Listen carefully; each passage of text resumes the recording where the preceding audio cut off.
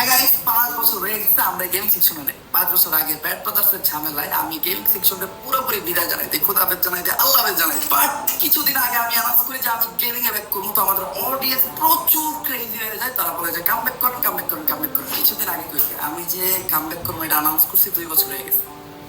2 বছর। তো এই 2 বছরে অনেকে কামব্যাক দিয়ে দিচ্ছে, বাট আমার কামব্যাক আর হইতেছিল না।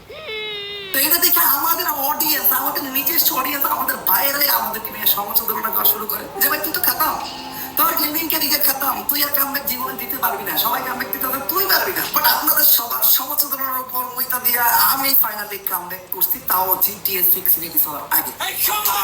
তো এটা আমাদের চ্যানেল সাবস্ক্রাইব করে আগুন ধরে। আজকের থেকে আমাদের গেমিং চালু শুরু। এই চ্যানেলে আমরা